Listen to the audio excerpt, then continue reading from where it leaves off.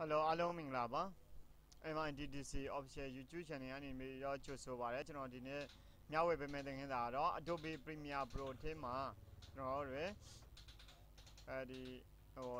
object တစ်ခုကိုဖြောက်တဲ့နည်းလမ်းကိုဒီ video သင်ခန်းစာ file လေးထဲမှာရှင်းပြပေးတော့မှာဖြစ်ပါတယ်ဥပမာကျွန်တော်တို့ကနေပြီးတော့ video ကလေးတစ်ခုမှာကိုမလိုချင်တဲ့အရာလေးတွေကိုဖြောက်ထုတ်မယ်ဆိုရင်ဒီနည်းလမ်းအတိုင်းကိုဖြောက်ထုတ်လို့ရပါတယ်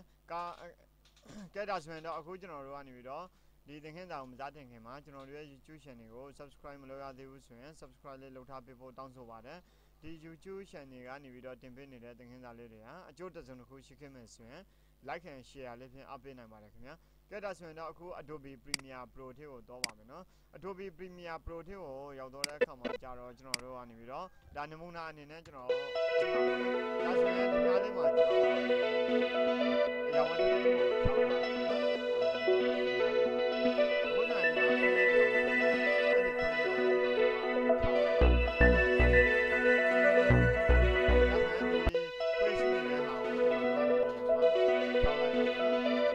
ါဆိုရင်တော့ဒီသင်ခန်းစာကိုကျွန်တော်ရဲ့အတူလိုက်လုပ်ကြည့်အောင်ဒီလိုမျိုးခွေးလေးတစ်ကောင်ပေါ့နော်ဒါကြတော့ခွေးလေးကိုကျွန်တော်ကဖြောက်ပြတာပဲဖြစ်ပါတယ်အကယ်၍ကိုကဒီခွေးလေးမဟုတ်ဘူးတခြားတစုံတစ်ခုပေါ့နော်ဒီဘက်တယောက်ကိုဖြောက်ရှင်နေဆိုရင်လေးရတယ်ဒီဘက်တယောက်ကိုကိုကဖြောက်ရှင်နေဆိုရင်လေးရပါတယ်အခုကကျွန်တော်ကဒီခွေးလေးကိုပေါ့နော်ကျွန်တော်ဒီဗီဒီယိုထဲကနေပြီးတော့ဖြောက်ပလိုက်မယ်ဒီလိုပုံစံမျိုးဖြစ်တော့မှာပေါ့နော်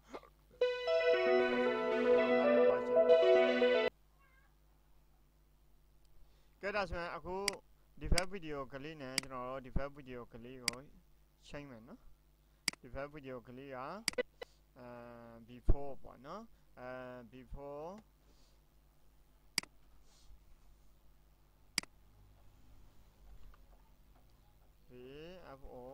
before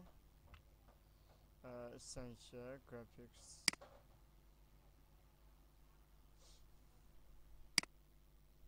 မိမိလိုချင်တဲ့ကာလာလေးတွေဖြစ်မယ်အနေရောင်stock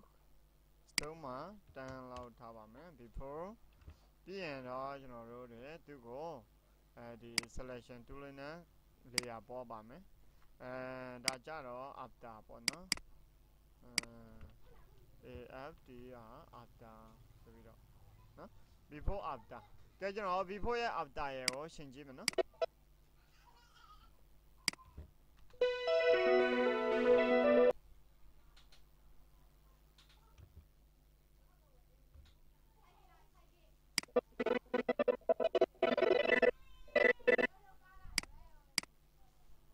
ဒါ before ဒီကောင်လေးက after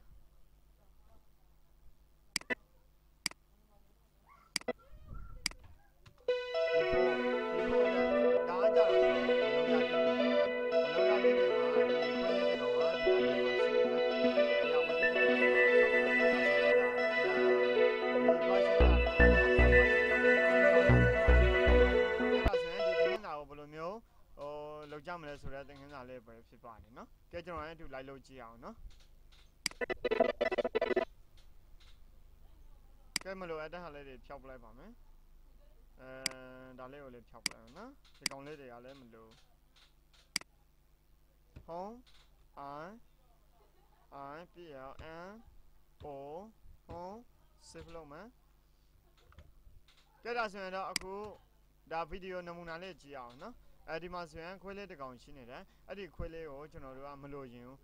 တော့ဒီဗီဒီယိုထဲကနေဘယ်လိုမျိုးဖြောင်းအောင်မလဲပေါ့နော်ကဲကျွန်တော်လည်းအတူလိုက်လို့ကြည့်အောင်အရင်ဆုံးကျွန်တော်တို့ကဒီဗီဒီယိုကို right click ထောက်ပါတယ် right click ထောက်ပြီးတော့ replace with after effect composition ဆိုပြီးတော့ကျွန်တော်နှိပ်လိုက်ပါနော် replace with Adobe after effect composition ကိုနှိပ်လိုက်လို့ရှိရင်တော့ဒါ Adobe software ကနေပြီးတော့ပွင့်လာမှာပေါ့နော် Adobe after effect ကပွင့်လာမှာပေါ့နော်ကဲဒါဆိုရင်တော့ပွင့်လာတဲ့နေရာလေးမှာကျွန်တော်ဒီ save as ဆိုတဲ့နေရာလေးမှာပေါ့နော်Adobe after effect ပွင့်လာပြီဆိုရင်ဒီလိုမျိုး save as dialog box လေးတစ်ပေါက်ထပ်ကြလာမယ်အဲ့ဒီမှာကျွန်တော်တို့ဒီမှာမိမိကြိုက်တဲ့နာမည်လေးကိုပေးပြီးတော့ save လို့သို့မဟုတ်ကျွန်တော်တို့အရင်ရှိတဲ့ project မှာပဲထပ်ထည့်မယ်ဆိုရင်လည်း save နဲ့နေပြီးတော့ထပ်ထည့်လို့ရတယ်ပေါ့နော် yes နဲ့လိုက်ပါနော်ကဲဒါဆိုရင်တော့အခုဒီလိုပုံစံမျိုးတစ်ခုကိုမြင်တွေ့ရမှာဖြစ်ပါတယ်သူ့ကို half resolution တစ်ဝက်နဲ့ short ပြီးတော့ကျွန်တော်အလုပ်လုပ်မယ်ပေါ့နော်ဒါ play ကြည့်မယ် Adobe After ဘက်မှာ play ကြည့်တဲ့အခါမှာဒီခွဲလေးကဒီလူ2ယောက်ရဲ့အလေကိုရောက်နေတယ်အဲ့ဒီအချိန်မှာကျွန်တော်တို့ကဒီခွဲလေးကိုကျွန်တော်တို့ရဲ့ video မြင်ကွင်းထဲကနေဖျောက်ပလိုက်မယ်ဘယ်လိုမျိုးဖျောက်လို့ရနိုင်လဲဆိုတော့ကျွန်တော်ရဲ့သူဆက်ကြည့်ရမယ်နော်ကြည့်ဒါဆိုရင်တော့ဒီ layer ပေါ့နော် layer video layer ကိုရွေးမယ်ရွေးပြီးရင် pan tool လေးကိုရွေးမယ်pan tool လေးကိုရွေးပြီးတော့ကျွန်တော်ကနေပြီးတော့ဒီခွဲလေးကိုဒီလိုမျိုးအမှန်ချစ်ပေးလိုက်မယ်နော်ဒီလိုမျိုး select မှတ်ပေးလိုက်မယ် select မှတ်ရင်မှာ keyboard ပေါ်ကပါလဲဥမာ M ပေါ့နော် M ဆိုတာ mask ကိုဖွင့်လိုက်မှာပေါ့နော် mask ကိုဖွင့်လိုက်ပြီးတော့ဒီနေရာမှာ none ကိုရွေးမယ်ရွေးပြီးရင်ကျွန်တော်ကနေပြီးတော့ဒီmask bar ပေါ့နော်mask bar ကိုkeyboard ပေါ်က mm ကိုထည့်လိုက်တယ်ပေါ့နော် mm ကိုထည့်လိုက်လို့ရှိရင် mask bar ရဲ့ mask feather ရဲ့ mask opacity ရဲ့ mask expansion ရဲ့ဆိုပြီးတော့လေးမျိုးထည့်ကြလာမှာပေါ့နော်အဲ့နေရာမှာ mask bar ကို select မှတ်ပါတယ် mask bar ကို select မှတ်တယ်ဆိုတာကြတော့ကျွန်တော်ဒီ stopwatch keyframe ဖွင့်တယ်လို့လည်းခေါ်တယ် stopwatch ကိုဖွင့်တယ်လို့လည်းခေါ်တာပေါ့နော်ကဲဒါဆိုရင်တော့ဒီကောင်ဘာခေါ်လဲဆိုတော့ stopwatch လို့ခေါ်တယ်နော်ဒါအခေါ်ပေါ်မသိသေးတဲ့လူတွေမှတ်ထားမယ်ဒီကောင်လေးကို stopwatch လို့ခေါ်တယ်အဲ stopwatch ကိုနှိပ်လိုက်လို့ရှိရင် keyframe ဖွင့်တဲ့ဟာလေးတွေထပ်ထွက်လာတယ်ပေါ့နော်အဲ့နေရာမှာ keyframe တစ်လုံးကလည်း automatic ကို keyframe ချပေးတယ်အဲ့ခါကျရင်ကျွန်တော်ဖြည်းဖြည်းချင်းသွားမယ်ပေါ့နော်ဖြည်းဖြည်းချင်းရှစ်ဆက်သွားပြီးတော့ကျွန်တော်တို့ဒီ mask ကိုပြန်ရွေးမယ်mask ကိုပြန်ရွေးမယ်ဒီလိုမျိုးအနေထားလေးပေါ့နော်ပြီးရင်ကျွန်တော်လိုချင်တဲ့အနေထားလေးကိုသွားမယ်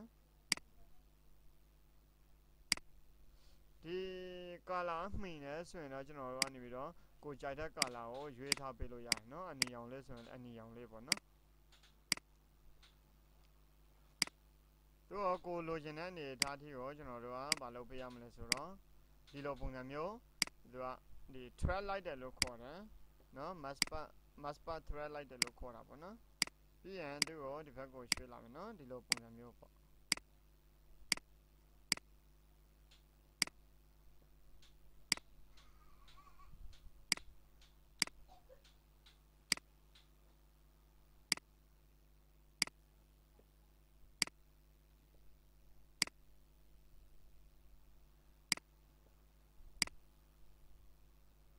ဒါဆိုရင်ဒီကောင်လေးဒီကိုလာမယ်ပြီးရင်ဒါလေးတွေကဒီနေထားမှာထားမယ်ဒီလိုပုံစံမျိုးလေးတွေလုပ်ပေးသွားမှာပေါ့နော်ကျွန်တော်ဒါဆိုရင်ပြီးပြီပေါ့နော်ဒါဆိုရင်ကျွန်တော်ကနေပြီးတော့ mask thread လိုက်လို့ပြီးသွားပြီပေါ့နော်ဒီ thread mask လေးလိုက်လို့ရတယ်ကျွန်တော်က menu နဲ့တော့တာပေါ့နော်ဒီတစ်ခုချင်းစီကိုကျွန်တော်ဒီ thread လေးတွေလိုက်တော့တာပေါ့နော်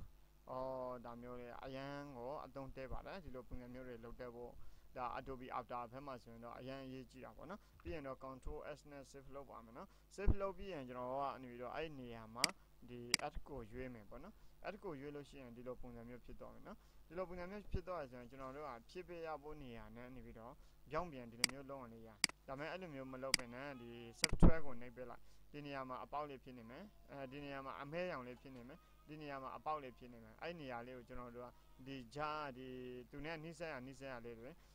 ဖြည့်ပေးသွားမှာပေါ့နော်အဲ့လိုဆိုရင်ကျွန်တော်တို့က mask featherမှာ20လောက်ထားလိုက်ပေါ့နော် mask featherမှာ20ဒီ mask expansion မှာ -10 လောက်ထားပါမယ်နော်ကဲဒီအနေထားလေးရတော့ပြီဆိုရင် control shift လုပ်ပါမယ် control shift လုပ်ပြီးတော့အဲ့နေရာမှာဒီ object ကိုရွေးထားလို့လေးရပါတယ်သို့မဟုတ်ဒီash blend ပေါ့နော်အဲ့ဒါလေးနှစ်ခုကိုကြိုက်တဲ့အောင်ရွေးလို့ရပါတယ်ဒီနေရာလေးမှာပေါ့နော်နောက်ပြီးတော့ alpha expansion က18လောက်ထားပါမယ်ဒီနေရာမှာမိမိကြိုက်တဲ့ရာကိုတင်းတော်သလိုထားလို့ရပါတယ်ကဲဒါဆိုရင်တော့အခု object ရဲ့ work area ဆိုတာကျွန်တော်ဒီကနေပြီးတော့ဒီအထိ work area เนาะအဲ့ဒါလေးကိုဒီအထိကိုပဲကိုက